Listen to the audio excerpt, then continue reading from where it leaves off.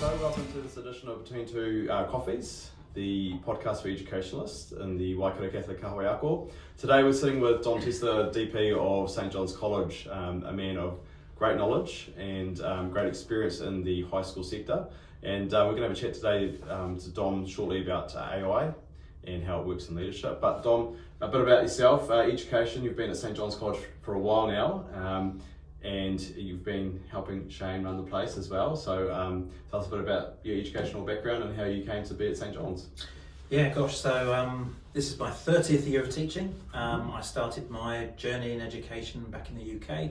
I started teaching back in 1995, did 3 schools, including a Catholic school back in the UK. Was a deputy principal in the UK before I moved out to New Zealand at the tail end of 2012. Yep.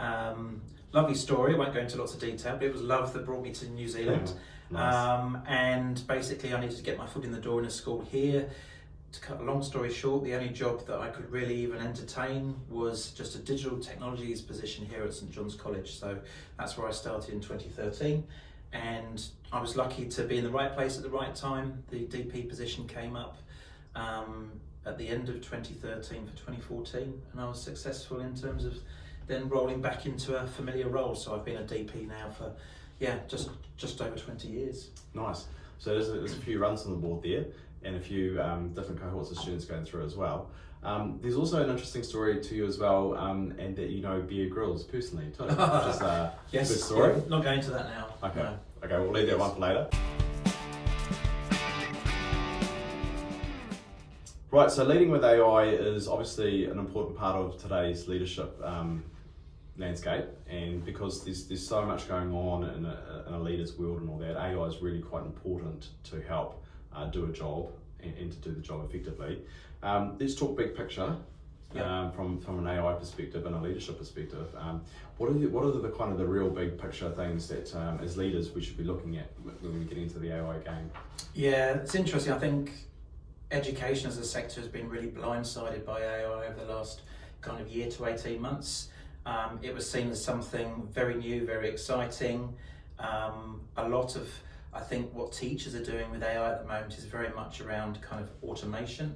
So it's helping them with those kind of low level tasks, maybe repurposing some writing at a different writing level, reading level for students, or maybe looking at constructing draft emails based on stuff that they want to push out to their communities and that type of thing. But for me, I think the really exciting thing with AI is around, I guess, augmentation. So we've got now the tools that can really not just do those menial tasks for us, but really leverage our thinking, not to replace what we're thinking, but really just to make our thinking even better, particularly when we're in those positions of leadership. And we've got a lot of decisions that we need to be making. We want to have all that expert knowledge online, on tap. We don't necessarily have that all the time. AI can actually give us a really good set of tools to help support that decision-making process. Yeah, I suppose it's a really cool thing too. It really helps you develop a deeper sense of thinking as well. You know, you can go a lot deeper into, because it will give you different scenarios or different options and things that potentially you haven't thought about before, isn't it? It really opens that whole horizon. Yeah, and I think it's one of those things, you know, you don't know what you don't know. And I think that's one of the challenges of leaders, that we've got all of this work thrust on us, and then actually there's a fantastic set of skills that are becoming more widely available for principals to use. But it's us having the conviction to maybe step back, give ourselves a bit of space, a bit of time to maybe learn something new, to speculate on giving up that time to actually hopefully save quite a lot of time for ourselves moving forward. But also not just time, the quality of what we can actually do in terms of the decision making, because all the heavy lifting can be done by the technology. You know, you could throw 3 or 4 years worth of attendance data into a language learning model and actually start asking questions of that to get down to the real nitty gritty that you want to make strategic decisions in school about your way forward.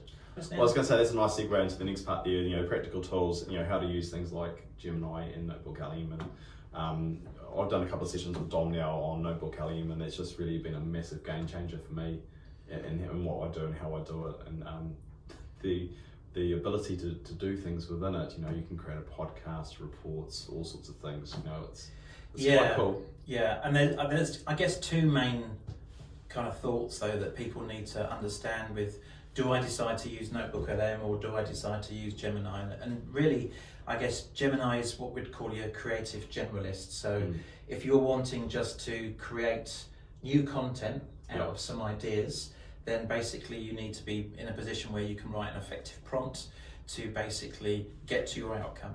You know, it may well be that you've got a reading resource that actually you want to differentiate for some of your students, for example. So you might get it to take this source, rewrite it so that it hits level 2 of the curriculum in terms of key language and vocabulary, for example. It might be that you want to create a role profile for a role that you've got in terms of your staff. It might be that you're aggregating 2 roles so you can feed into it the existing roles and actually say, create something new based on this. It might be that you're feeding it some information around literacy strategies or something like that, and you actually want to create a summary. So it's great in terms of time saving in that regard. Lots of things that you can actually do, but the key is being able to write an effective prompt. Yeah, I was going to say that's important, isn't it? The prompt is the one, and the AI really works off that. So if your prompt's solid, you get some solid results. If your prompt's average, then yeah, absolutely. And you know what I've said to staff here at St John's is very much, you know, it's garbage in, garbage out. If you don't write a very good prompt, you can't expect to get a very good output from Gemini in particular. So generally what I look at is there's 5 main parts to writing a good prompt. The first of which is the task, so being very explicit and very clear as to precisely what you want it to do. The second one is the persona, so what role do you want the AI to take on? So for example, it might be that the task is, I want you to write an email to my parental community outlining the importance of whatever it might be. The role is, take on the role of principal. Make sure you put your school name in, because Gemini is really clever. It goes and indexes your school, it looks through the website, picks up the core values if you've got them on your web pages and everything else, so that it can actually start using that as part of what it's going to generate. And the next one obviously is the context. You've then got the format, so write me an email, document, table, whatever it might be. And then the last one is the rules. And that's quite an important one. Rules could include things like the style of writing. So you might want to be an authoritarian in terms of how you want to. You might want to be using firm yet soft language with your community. It might be that you say use a maximum of 150 words. You know, all the rules that you want to be putting into that prompt. And by following that 5-step pattern, you'll end up with something that's really, really quite focused on what you want. Right, so that's a lot about Gemini. So let's have a look at Notebook LM, because that one's you can pull different pieces of information in, and you can put up to 50 pieces of information. Yeah. So I think for me, using Notebook LM as a leader in school was very much a game changer in terms of, you know, it's a bit like just AI on steroids in terms of what it can do. One of the dangers people need to be mindful of just using Gemini is that the language model is basically just built on all the sources of information that are out there on the internet. All that information on the internet is inherently biased. Some of it is full of inaccuracies, written from certain perspectives, and all that can obviously impact on the quality of information we're getting back from the model itself. So whereas Gemini is your creative generalist, Notebook LM, I think school leaders need to consider it as your school expert. Because basically what you're doing is you're feeding it all the knowledge that you want it to learn about, for it to contextualise. So some really good examples. You could, for example, I know lots of schools will be using things like school docs now for all their policies. That's right, but for example, if you had your policy documents as PDF files, you could create a Notebook LM that's school policies and just put all of your PDFs onto there and then start asking questions around your policies. So you're creating an AI agent that has become an expert in St Joseph's school policies, for example. Yeah, it's a really good example. And particularly, you can spend hours sifting through, whereas Notebook LM would do it in a matter of seconds for you, won't it? Yep, absolutely. So another really good example, particularly maybe in schools where you might have the challenge of high staff turnover, that you're continually having to run induction programs for new staff. You could create a Notebook LM because you can share it with other users, which is great. And you could maybe upload your staff handbook and other policy documents that are important for a new member of staff to get line of sight of. They can access the notebook, and if they've got any particular questions, they just put them in and ask it, and it's just pushing back all those answers. So that's a really good use of it as well. That is a really good idea, and it's one that I'm going to look at when we get back as well. Yeah, it's about trying to create, I think, a bit more sustainability in the organisation. That quite often there's a huge amount of knowledge in a school that's held by very few people. And the trouble is sometimes that it's not obvious as to who maybe the gatekeepers for that information are. Yes, yeah. And if you've got an easy way to access it, then it makes it actually obviously a big plus for the organisation moving forward. Yeah. Now you talked about putting information in, and obviously the information that goes in with Notebook LM and Gemini is somewhat more secure than it would be, say, ChatGPT, which tends to bounce off all sorts of different places. So the thing to be very mindful of is that everything that we do is privacy bound. People need to recognise that as soon as you copy and paste, then actually you're making a disclosure of information. And in the context of a school, you know, it could be, for example, that you've got a Google Sheet or an Excel document that has got students' names along with their reading profiles or something else in terms of being very data rich in the school. If you upload that into ChatGPT, then actually you're putting that into their language model as a piece of material or resource that it's going to use to learn from. Yeah. And you don't want that to be happening.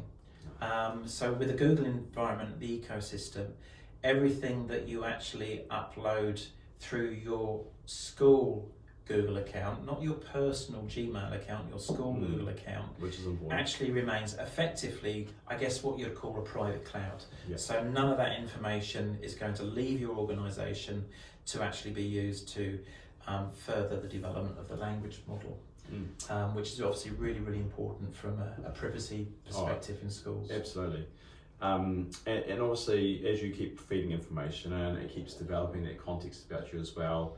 And so, you know, after you've used it a few times, it automatically starts remembering some of the stuff, like you're obviously Deputy Principal of St John's or the Principal of St Joseph's Fairfield, and those prompts help it develop an understanding, and it becomes quite... And in terms of what you can actually upload to Notebook LM, it's actually really varied.